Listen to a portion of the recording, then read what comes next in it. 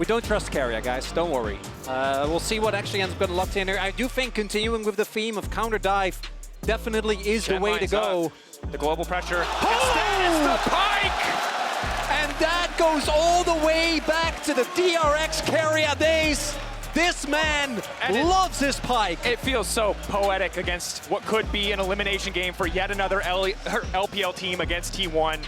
Another name on the list for T1. How many times have they taken down an LPL representative? How many times have they knocked down the hopes of this region? It's volatile, it's explosive, and I'll be honest, it's pretty damn risky, but T1 are gonna go for the Pyke. I think it's a really good pick into stuff like the Xin. You know, they want to try and pressure Tian and look for picks on him. The jungle plus support duo here is just so lethal. Poppy already counts. If he goes for the Hail of Blades, this is going to be tough to match. Plus, it's a huge pressure on your mid lane matchup because this Galio pick into Sylas is already threatening, has so much setup potential, and now you're gonna have to worry about Pyke roams from bottom lane, Poppy possible ganks as well from Oner. There's so much potential here. TES though, they have to dig deep.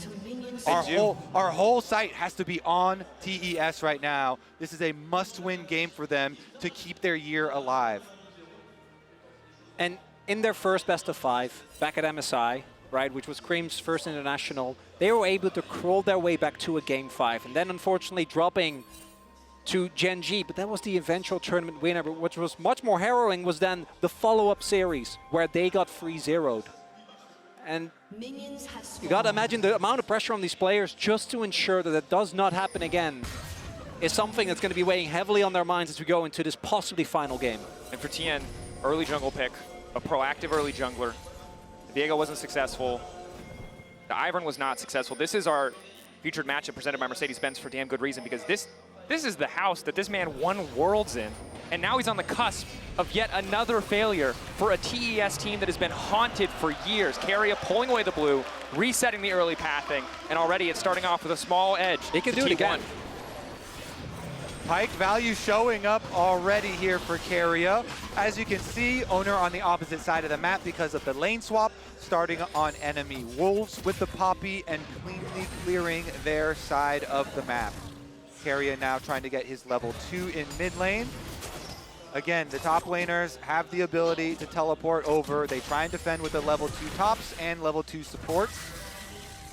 This pairing of Gumayusi and specifically Zeus and Gnar to just mow down turrets is something that T1 have been using actually really consistently. They love this pairing of Guma together with Zeus on a pick that can actually push nicely early. We'll see how much value they're going to get out of it this time around. You can see level 2, they'll just delete that wave, the power of the boomerang, as well as the feather collar. Faker and Keria try to get a bit of work done in the mid lane. Again, Pyke alone does a lot of damage in those early levels. A bone skewer into the triple auto from Hail of Blades, usually enough to take about half the health of any level 1 or level 2 champion. So Keria's going to try and slip in for the defense here. Oner actually went back to base, so they're going to teleport in top lane and try and 3-person defend, but Keria getting pushed out from even getting to the tower itself. Oner is on the way walking. Guma is also walking, so they keep Zeus topside while everybody else from T1 walks. Zeus, able to snipe a little bit of XP there without having to overcommit. Waiting to see if the TP would come through. Getting so much. 369 delayed on the recall. Ooh. Keria stunned. Pyke squishy early on, but obviously after the drown, keeping him relatively topped up. That stun had hit so close there. Does not get the stun under the tower though. Yeah, because Jackie actually did have turret aggro, took one, which is why his health bar kind of got chunked. The short-term benefit definitely here for TES. The advantage that T1 got out of that is that Zeus still has his TP. Whereas 369 had to use it to go towards the top half of the map. But early gold lead, as you would expect in a lane swap, goes to the team that has their normal lane, or has their multitude of members towards the bot side of the map. Yeah, teleport advantage and experience advantage for the Gnar here, for Zeus. And an exceptional performer for this squad. Again, last couple of years, he has knocked out 369 as well, regardless of 369 being on a different team. Will be the third year in a row. And sadly for TES, JDG was in semis both times the 369 was knocked out. It was not a quarterfinal, but they might not even get to see semis. Might is good. Meiko tried to Phase rush as well, so he'll be able to get another auto down, just zoom after Meiko, ensure that he can really just not do anything on the map. Keria on the way as well. See how deep Meiko, they go with it. Follow-up stun, forces the flash. And Meiko has to respect this because the burst damage in early levels from Poppy and Pyke together is incredible. Yeah, Keria was pretty deep, so he ends up having to flash himself as well. Oner was already rotating to this top side. Tian, can he cover this dive? 369, not really great wave clear. Gnar fading away. Zeus a little bit more vulnerable. You can see that XP advantage paying off as 369 tries to get what he can. But he doesn't have TP, so any damage that can come down onto him is gonna really stick. Yeah, Zeus with the experience advantage, with the teleport advantage, chunking away, poking under tower, working away at half of a turret plate already. Right now, T1 constantly active on the map. TES doing a good job of at least staying even in terms of overall gold. Kind of forced to respond to what T1 is doing. Hook is excellent. Follow-up is there. Ignite 2! It's a clean combo! He knew! The setup, again, as we said, is always available in the Galio-Sylas matchup. Keria is there. They easily execute. And T1, they start their snowball. They craft it in the lane swap and in mid lane first. And it's the Pyke that gets the kill as well. And there's a lot of supports where getting an early kill doesn't feel too impactful, but this pick snowballs so insanely well when you can get the early items. And we'll see what the early itemization choice is, if it's still something like Umbral, if he wants to provide that additional utility to the team. But regardless, this is so frustrating because it feels like for 3 games now, Keria has been so active on the map for the entire duration of the game, and it's something that TES have not been able to stymie, slow down, or stop. Meiko once again on the back foot. Yes, he has Leona, such a powerful pick. But Keria has just been able to be in more places thanks to the Bard, thanks to things like this Pyke. 2 Galio ults available here as we do have our first Grub fight on our hands. Oner gets the smite. Smite level 5, probably very, very tanky. Nice interrupt coming in from Oner, that's steadfast presence. Tian still full health, so second Grub is going to go over to the side of TES. Good to have that early boon. Again, 4 Grubs, the threshold, but in an excellent position for the second spawn. T1 trying to get some bot lane priority, but don't have the best early dragon contest. What's been so cool to watch T1 in this series, of course the outplays, you know, and the execution in their fights, but also they haven't taken any of these unnecessary fights from their perspective. You know, giving up the ones that they, well, let's see about this chicken fight first. Taunt being down big, but Baker is able to just punch his way out to safety. And what the Bard and the Pyke have in common as well, and in this game we did actually end up lane swaps, is that the amount of impact that Keria had, I think, domestically was negligible. The coordination wasn't there. So him, particularly on these extremely heavy roam champions, actually making the plays work out really big. I also want to highlight, as might have a player, Creme again. Going in, into the taunt, follow-up CC there. Creme getting lower and lower. Don't quite have the first damage to finish him off, but yeah, no TP, so that damage is going to stick. He has 3 biscuits and a pot. He's going to need to start chugging immediately. Oner is on his way over on the Poppy as well. They're just pushing him out. Look at the zoning. You don't have to even go for too much more. You just push Creme away from the big old minion wave. Deny a couple of minions there at the tower. Make TES call the rest of their resources. Call over Tian, call over Meiko to even help Creme be able to salvage the minions. Something I do really like, want to highlight this, even though it is going to impact the team fighting, is that it looks like 369 is actually going for AD Kennen. Because you already have the Kaisa, you have the Sylas, you're not really in need of AP. The downside is that the team fighting value is really going to be struggling. And to me, AD Kennen is one of those picks that is very win more. And with the way that the early lane played out, Zeus had an early level lead, so you haven't actually been able to build the lead that I think you need for this pick to work inside. It's true. And T1 also have the Pyke, which is also a win more style pick. And so it feels like whichever team, similar to last game, is able to find that edge, a significant goal lead of any kind, is really set to run away with this game 3 in a situation where TES are down 2 games. They have to find advantage. 369 walking up. Keria's here. Meiko going forward, not quite able to find the knockback into the wall. Tian still has ultimate. Meiko taking his time. Resistance is now fading away. An excellent use of the steadfast presence. Galio coming in. Faker en route. JackeyLove isolating Guma. Pyke stepping up, and Tian there to body block for the team. Keep your eyes on that Pyke hook. Tian pulled over the wall. Oner not quite able to find the wall bang. Tian now forced to retreat. Creme going in. Hasn't taken an ulti quite yet. Ulti response from the Poppy, though. Can just keep the channel going, get that cooldown down to 15 seconds. And Zeus just trying to clear this wave as quickly as he can, but Mega is getting stacked. He has flash. Zeus should be in trouble, but he makes the move first! He looks him dead in the eye and says, I dare you! And Creme even had the Gnar ultimate, but Zeus was still ahead of him. T1 strike first again.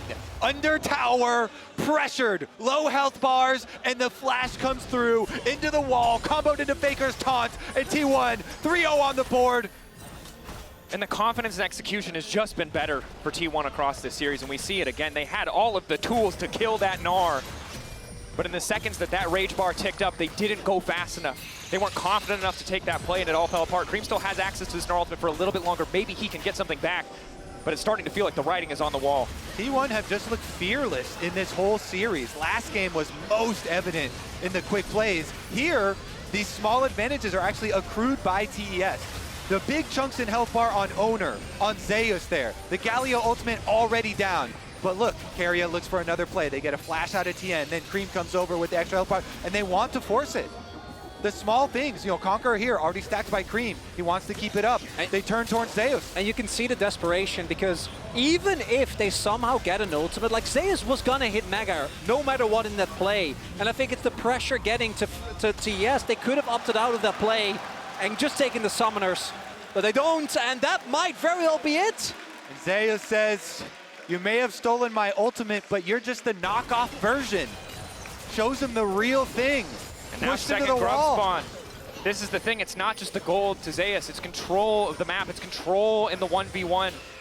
It's a 1,000 gold lead for Faker in the isolated 1v1 versus Sylas. And this was the champion that Faker used to desperately try and 1v9 his way to another Worlds win, right? Fell short, got dispatched by Samsung. And in this game, still the most fed member, by the way, making the impact on the side lanes as they look for another possible play onto Zeus. But now, because of those kills, or because of the assists rather, like Zeus has a lead into this AD matchup. It looks like Creme is gonna possibly get zoned off of the wave again. Keria is a menace. This whole series, T1 dominating. Creme just has to watch. And there's nothing he can do. Waits for the wave to get trimmed a little bit before he can even step up. Knows that he has to clear it, and again with Death from below available, Ignite, Halo Blades, a Pyke ahead of the curve, and a Galio that already has enough MR to mitigate any damage Creme could hope of doing. There's just so few angles to play. When you have the AD Kennen, when you have the Sylas, if you get a lead, you can really take over the map. But they're behind so early. They're behind before Kennen's even completed an item.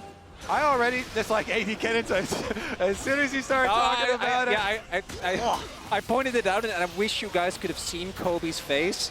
Because I'm like, oh, maybe, you know, and Kobe was not. I mean, he's not having it. I mean, dream scenario is you can like get to a point where you're playing side lanes, but they haven't been able to play. You're also playing into Galio. I know you have Sylas, but even then. Also into Pyke, right, who can just collapse on the side lane so quickly as, again, Keria continues to wreak havoc. Good on TES. They are able to grab the objective. We're better on the setup. Did get the push out. Still behind, but holding on to something in this game. The idea is we can play a large map. We can try and draw them apart.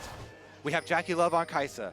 We can try and make some trap plays. Try to collapse, but because they just keep getting behind so early here to T1 by simply outplaying them, it just seems like it is so out of reach. Look at the siege. Guys, Mid lane turret is just getting obliterated. TES continuously getting bullied off these turrets, and they have another desperation play in them. But like the gold lead is very quick. We're talking about 3.5K at 30 minutes. What's terrifying is as the series has progressed, T1 have gotten more dominant in every single game. And yes, last game was slow. It came down to 1 or 2 fights, but they had executed when it mattered. TES need to be willing to get aggressive. They need to be able to fish for these picks. This one probably won't work because Faker, again, doesn't take damage. He is Mercs and Hollow Radiance.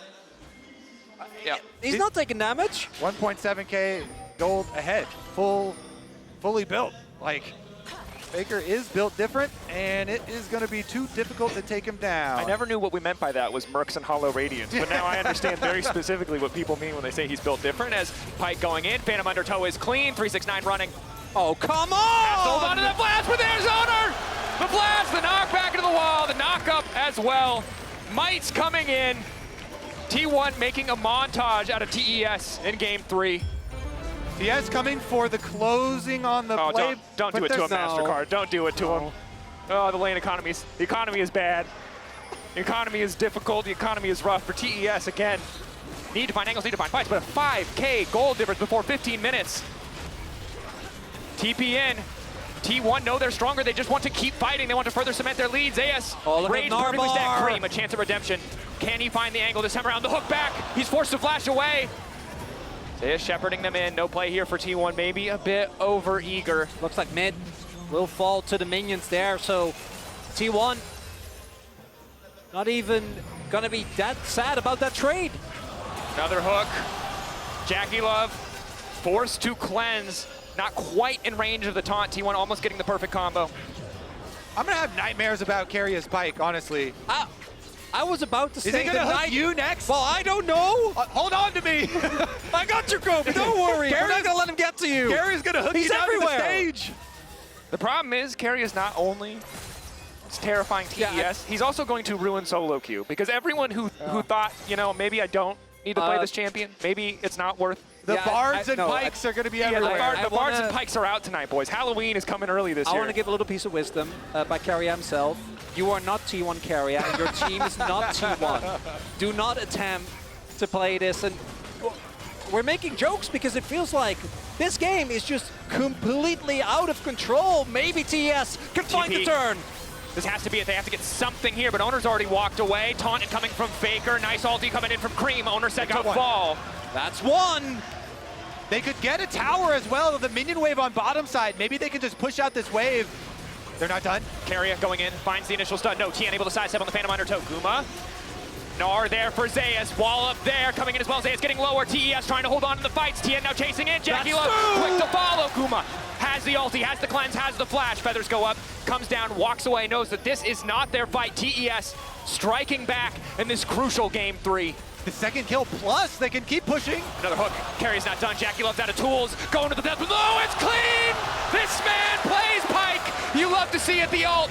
Not there for the execute. There for the range extension on the Phantom Undertow. Still, TS got to focus on the objectives. Tower that they were pushing towards on the bottom side. They need every bit of gold they can find on the Rift, and they find a tiny bit more there.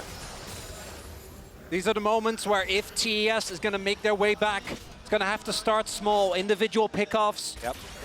One step at a time. T1 feel invulnerable with the lead that they have, but they are not ready for this teleport. This time, Creme does actually get a really nice Gnar into the wall, allowing him to take out Oner.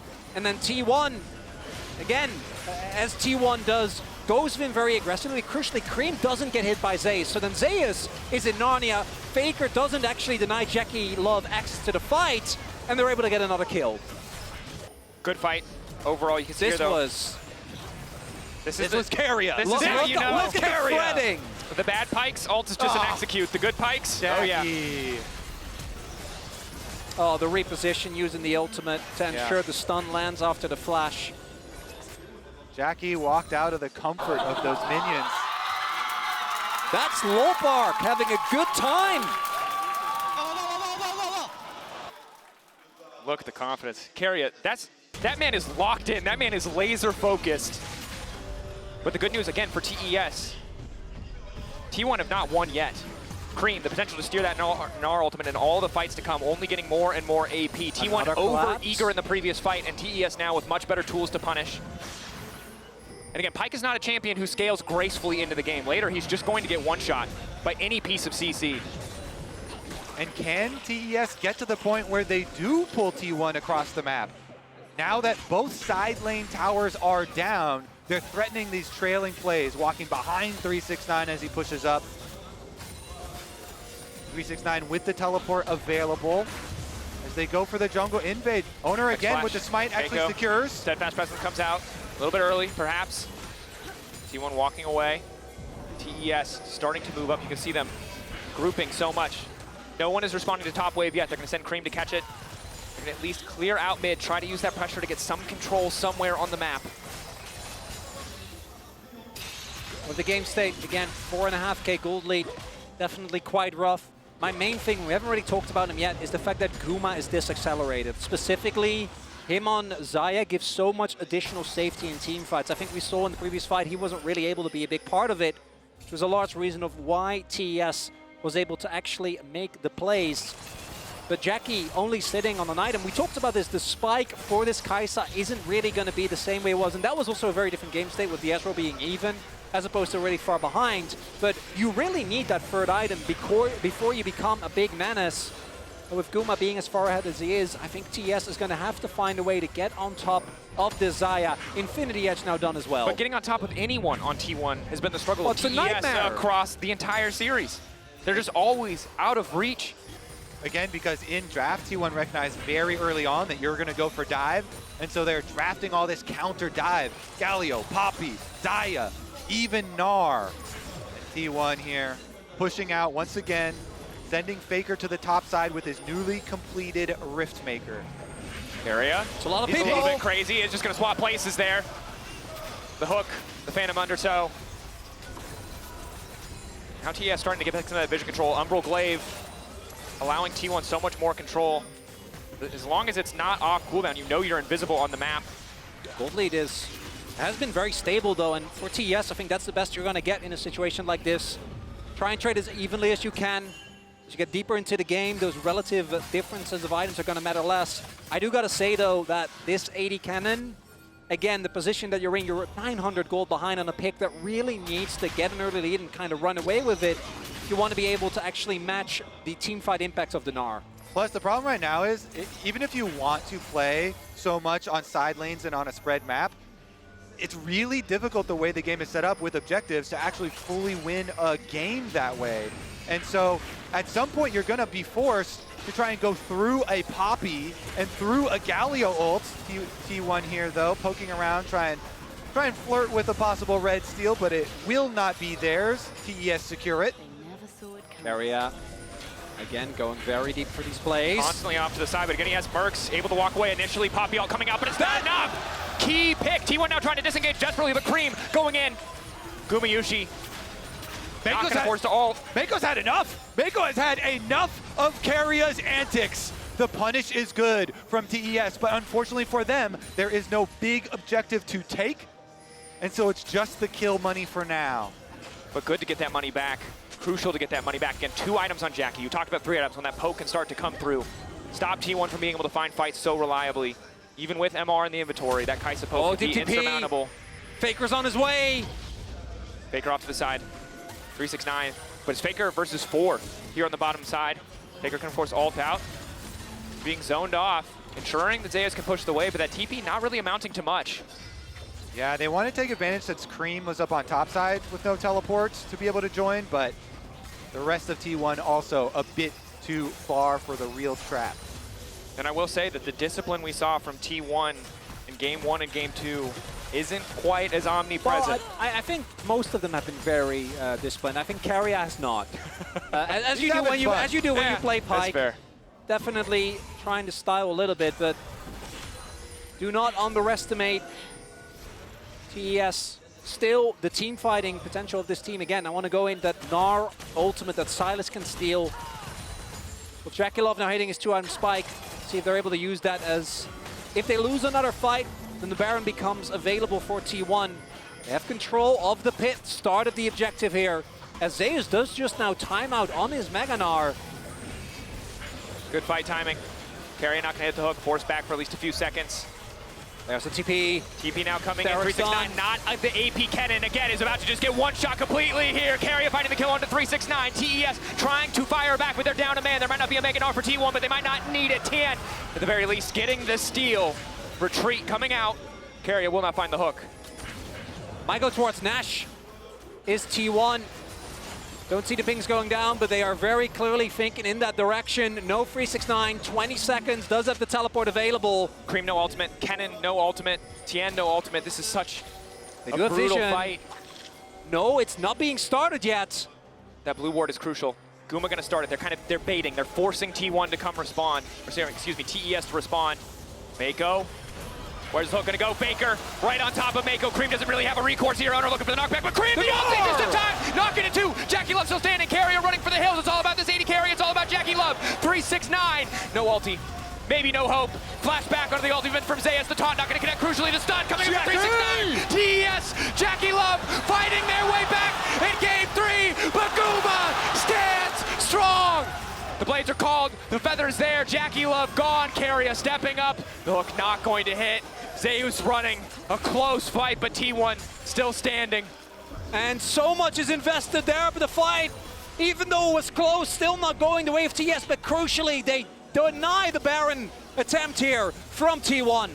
Look at the face check here, right into Faker again, so you think it's gonna be all over as they just burst down Meiko with the return damage. Jackie firing, gets the first kill for them, takes down Oner, and then it's all about the focus damage. Jackie flashes both Faker and Zeus for the re-engage. The Galio shield barely keeping him up. Jackie commits to go finish him, and Guma punishes. But at that point, like, that Galio is out of the fight. Going in that aggressively might come back to bite you. You used both summoners. You got the kill on the tank, but Guma got the immediate shutdown.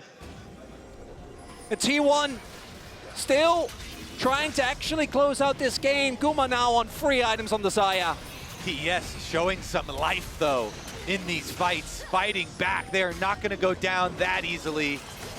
Let's see about the next attempt, because they're grouping for it. Can't afford to make a mistake, though. 2.5 items to 3. Guma's looking powerful. Good interrupt on the initial engage coming in from Meiko. No re-engage option there. Locket gone. Zeus on the side, but he just went mini. And That T1. was a tumultuous blast cone. A little bit awkward. Hook from Keria. Follow up, Creme forced to dash and Protobelt again. T1 just chipping away at these TES cooldowns.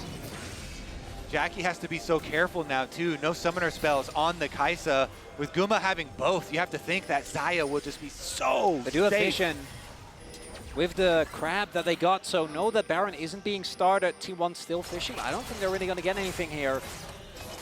Guma trying to do a little baiting maybe even here with the Xayah, with ult and double sums. Very confident to take the minion wave. This is such an easy Baron for T1. If TES walk into this 3-item Xayah, they will get Masher's slaughtered. done for Jackie. That's that free item power point, but I don't know if he's going to be in to the time. objective. Burn, burn, burn. 369. Kennen ready to go. 3K getting lower. Knocked back by Oner. Finishes the job, and now it's Meiko who's been caught out. T1 with the Baron. They're looking to grab the pick as well. Flashback from Meiko. TES trying to stand strong. Zeus ready to go into the midst of the fight. Knock up, not going to connect from the Galio. Tian starting to walk forward. TES do not want to let them walk away with this Baron buff, but they might have to. Tian going in. A little bit of poke going back. JackeyLove again, the AP he needs to continue to harass, but T1 crucially walk away with the Baron. Meiko has to go back to base. They actually got such a good Poppy ultimate combined with Faker trapping Meiko for the big damage and earning the extra health bar lead. After they had already acquired the Baron, now they can push out. Guma still had his sums, had his ultimate available there, right? If you over dive into that and he can just kite back with the feathers. Now he's level 16! I mean, and the thing is, you have to fight him. You have to go into him. Your wave no clear. choice. Your wave clear on this team is abysmal. Yes, you're so good at these scrappy fights, the side lane Kennen, but it's not AP Kennen. He can't just one-shot. He can't one-shot clear a wave. And so the options for TES are starting to dwindle one by one in the face of this T1 Baron buff. Yeah. 369, actually, he was the one getting one shot at the last Dragon fight. Yeah. Going right next to the wall this time around.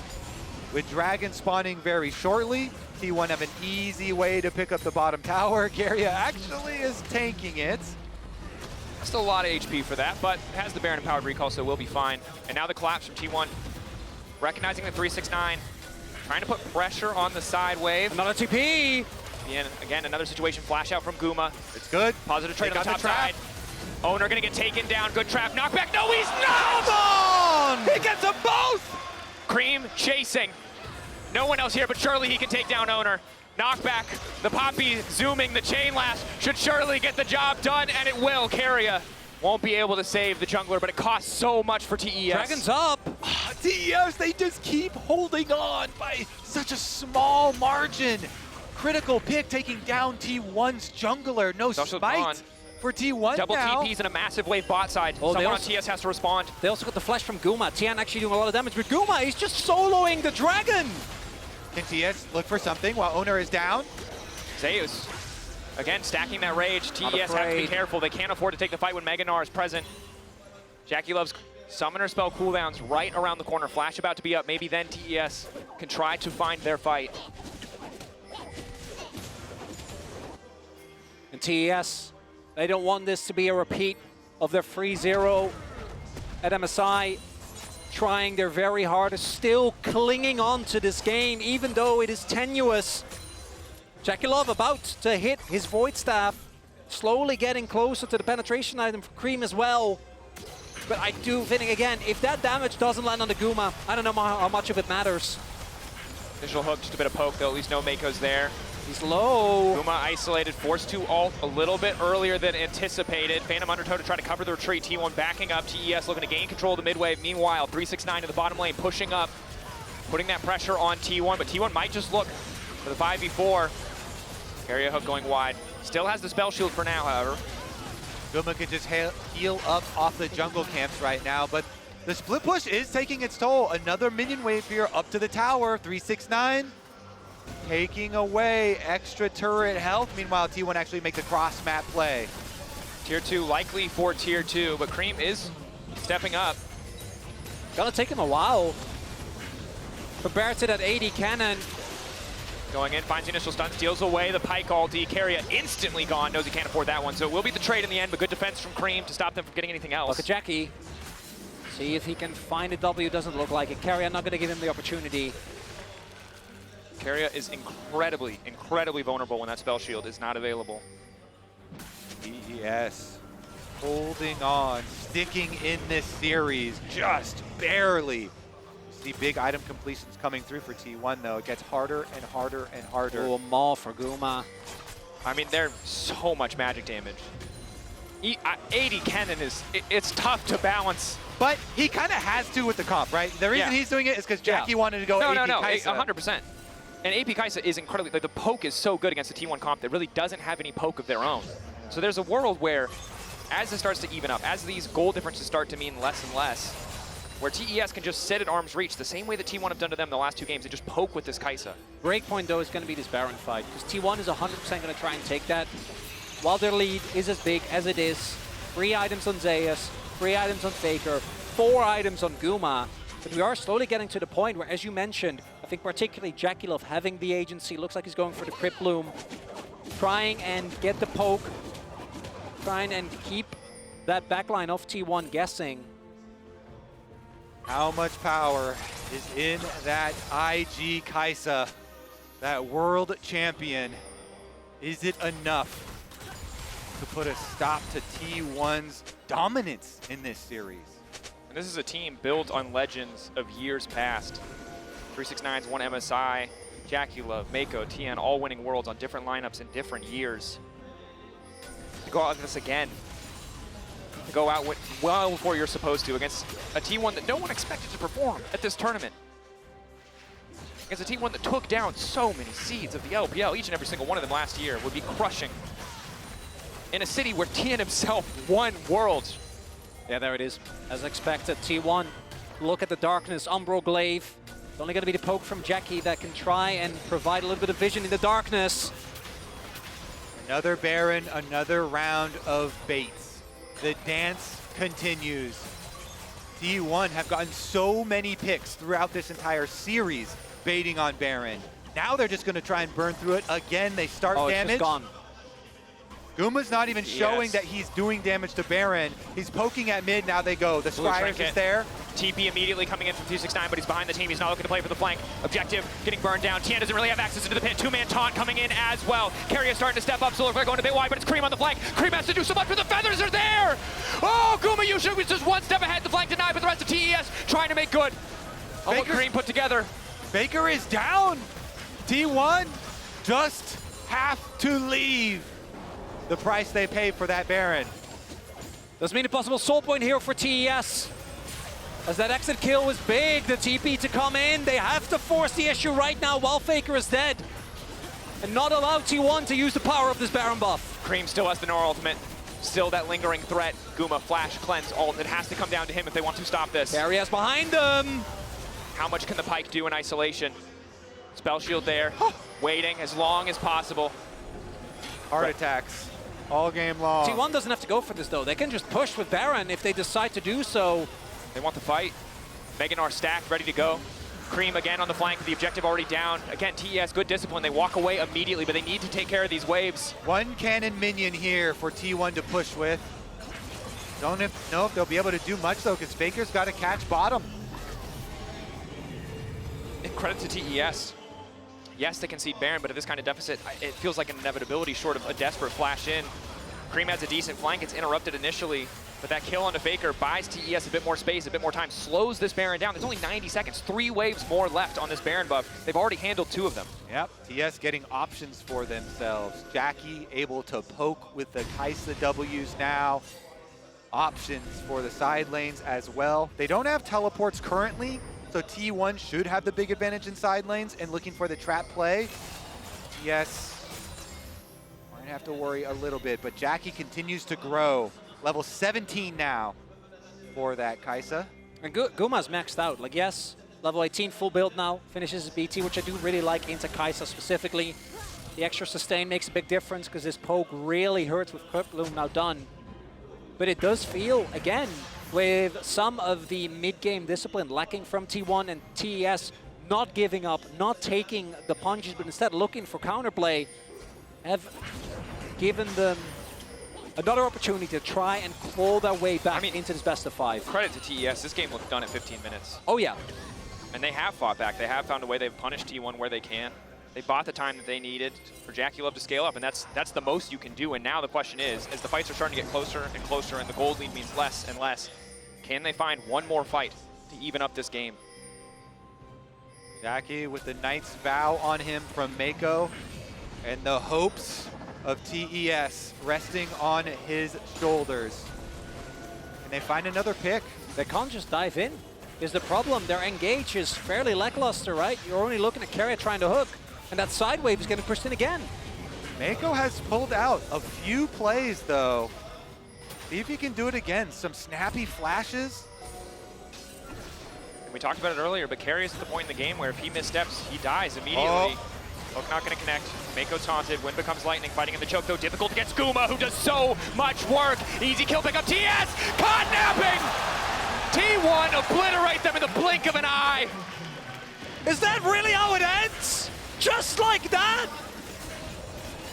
There's no Jackie, there's no Creme, they can't go these waves! T1 continue to march forward undeterred, unstopped. Tian barely escaping, but T1 aren't done. They don't even have a wave. They might not even care. Zeus goes in for the crunch. The wave on the way. T1 looking to knock TES out. The inevitable march forward. T1 refused to lose a best of 5 to the LPL. They add TES to the long list of teams that they have taken down. T1 at Worlds are Titans, and they move on to the semifinals. They have not done so in 11 years, and they're not planning to start today. This third game looked like it might be a turning point for the series, but it wasn't. It just ended in one big team fight, just like all the other ones. And sometimes that's all it takes. But we've talked enough about T1 and TES. Let's send it over to the analyst desk for more on that series. T1 at Worlds, they are inevitable. They ramp up even if you thought they wouldn't. They ramp up after even an abysmal summer. They have never, ever missed semifinals at Worlds, and they were not going to start today. They're taking their bow, and I'm blown away. And as always, as we're going to see TES in a minute as well, you know, there is a lot of how did the enemy team do, and I do think that TES really underperformed today, but I don't want to take anything away from how T1 closed out this best. Yeah, and I think that's the real takeaway, is that it doesn't matter that TES underperformed. The individual performers on T1 were absolutely incredible today. Faker on his Ari looking great in game 1. You look at Zeus